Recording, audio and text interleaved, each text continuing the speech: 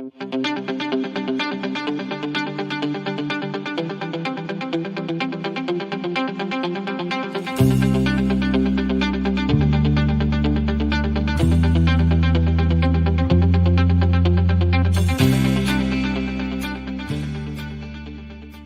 and welcome to another live edition of the Energy Detox, a petroleum-based blend of leadership conversations guaranteed to boost your professional and personal output by flushing away the hidden and often toxic barriers to peak performance. I'm your host, 𝐀𝐜𝐜, a chemical engineer, executive coach, and 16-year energy industry veteran, helping you tap into the same resources fueling today's most sustainable and successful leaders. And this morning, on November 1st, 2021, we are going to acknowledge the fact that it is the Feast of All Saints, also known as All Saints Day or All Hallows Day, of course, following yesterday, which was Halloween. And on All Saints Day, at least in the Catholic Church and some other denominations, we honor all of those who were canonized by, again, the Catholic Church, and therefore are in heaven. That is the definition of a saint, someone who lived a life on earth that allowed them to gain access to heaven. And through the process of the Catholic Church, they determined that this individual is there and has achieved heavenly glory, if you will.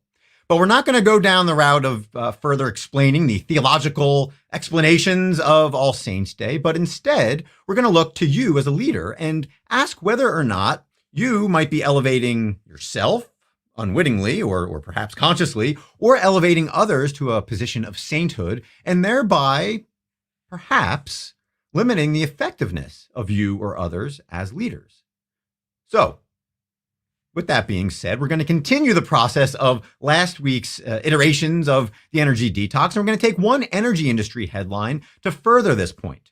And that headline today is from Scotland, where the COP26, the UN climate conference, kicked off yesterday. And as is the case with many climate events, Greta Thunberg, the 18-year-old sensation, if you will, is in Glasgow, is there. I don't know that she's actually going to have an official role within COP26, but she's there. And of course, she attracted quite a mob this weekend when she came into town and descended the escalator at the train station. And we're going to use Greta because, of course, she has in many ways been elevated to saintly status by her followers, who see her as a beacon of, I don't want to say hope, but maybe a beacon of doom and gloom in an attempt to help rally people around her message when it comes to the environment, and in particular, climate change. And of course, when you elevate someone to saintly status, at least again in terms of the Catholic Church, the idea is they are in heaven. They're there. They've made it, and their job now is to help pray for those of us here on earth to help us live a better life here on earth and to help get us to heaven. But the question is, with someone like Greta Thunberg or other leaders again who have achieved this status, is whether or not that guidance, if you will, if looking to them is indeed leading us to the place where we need to go. And so, again, we're going to use today, as we did last week, to ask 3 questions of you to make sure that you are not allowing yourself to be canonized. You're not out there actively advocating for yourself to become a saint, and you're not out there accidentally pushing others to a saintly status. And so the first question today, to help avoid the dangers, if you will, of self-canonization, is whether or not you are growing a sustainable team or whether you're growing a cult of personality.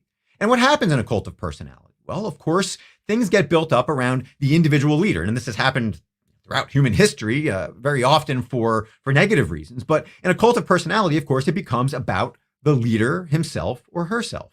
It becomes about their ability to rally the troops and to engender excitement, again, much as Greta Thunberg has done within the climate change world, if you will.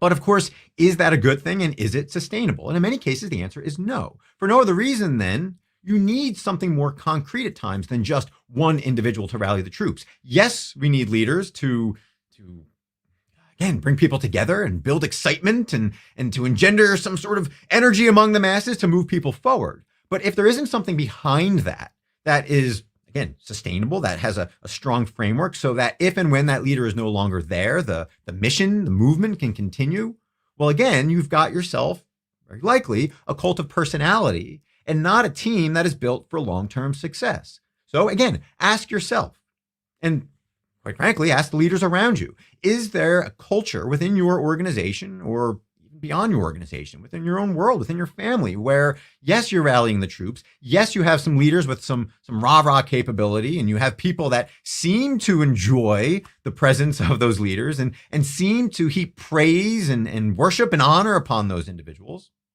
But is it sustainable? Is there something missing? Which leads us to the next question, which is, are you protecting your cause for sainthood at the expense of your stakeholders? Are you unconsciously putting yourself in a position where you're not going to be knocked down, you're not going to be cast aside, you're not going to be viewed as something less than holy, if you will?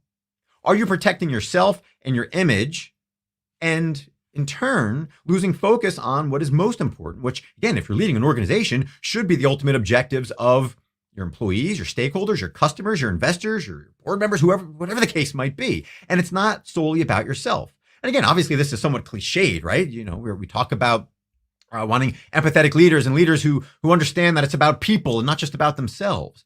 But when you frame it in terms of saints, right? You know, something we should all aspire to be. Again, going back to Catholicism, we're all called to be saints. We're all called to live a holy life so that we can ultimately get to heaven and lead others to heaven. That in and of itself is a good thing, unless, of course, it becomes only about ourselves, and it becomes only about our cause, and only about others looking to us and us feeling like we need to protect whatever positive attributes we have and whatever positive attributes people look to us. If our goal is merely to protect that, instead of helping people move forward, and again, from a theological standpoint, move upward to heaven, then you may not be the strong, successful, sustainable leader that you think you are. And that leads us to the third and final question today, which is, do you have a devil's advocate to hold you fully accountable as a leader? Because again, going back to the cause for sainthood, when a saint is in the running, if you will, or to be a saint, or when someone is lived a good life on earth here, they have to go through, of course, a process. And that includes the process of having a devil's advocate look back on their lives to determine whether or not they truly lived a life that is worthy of being elevated to sainthood. And yes, there's other requirements, of course, the miracles that need to be attributed to that saint, obviously having lived a good, solid, holy life. But again, there's going to be a devil's advocate who, as part of this process, needs to go and make sure that maybe there isn't some giant red flag that questions whether or not this person is indeed in heaven and is therefore worthy of being called a saint. So coming back to you as a leader, who do you have around you that is playing devil's advocate? Who is there to say, not so fast. Maybe you're not moving down the right path. Maybe this isn't the right direction to go in. And again, in many ways, as a coach, that's what I do. I play devil's advocate. I don't do it in a way, of course, that is meant to just knock someone down and disqualify them from moving forward as a leader. Of course, the idea is to help them, to help identify these problems before they prevent them from doing what they're expected to do as a leader, before it becomes a bigger issue, before, again, it does disqualify them from being the long-term leader that in many cases they hope to be. So again, coming back to you and yourself, who is around you that's playing devil's advocate? Or conversely, do you have everyone around you who is simply nodding and smiling and has already conceded that you deserve canonization, and they're not even looking to you and maybe questioning whether or not you're making mistakes? Because if that's the case, that is dangerous, and that, of course, is not sustainable. So with all that being said, I certainly hope you have a very happy All Saints Day. I hope that some of these questions that we've asked today have helped you discover opportunities to uncover a culture where people are unwittingly being elevated to sainthood status. And coming back to the headline that generated today's conversation regarding COP26, the UN climate in Scotland, I do welcome you to turn to someone who has had no problem playing devil's advocate when it comes to saintly figures like Greta Thunberg. And that, of course, is Alex Epstein. And if you click the link in the description of this show, it'll take you to several bullet points where Alex does just that. He plays devil's advocate for this UN conference that kicked off yesterday. And again, whether or not you agree with all of Alex's positions, it is necessary to have people like Alex Epstein to at least ask the questions. So again, I thank you for listening to me as I help you ask questions about yourself, about your career, about your leadership abilities. And I welcome you to continue joining me each morning at 6:30 a.m. Eastern here on the Energy Detox, where we will, again, continue taking one energy-related headline to help ask you questions about your leadership. And we'll continue doing it live so that if you have questions or comments here as we're speaking, we'll be happy to address them, to bring your comments, your suggestions, your feedback into the fold, all in an attempt to help lead others to, if not heaven, to long-term sustainable success.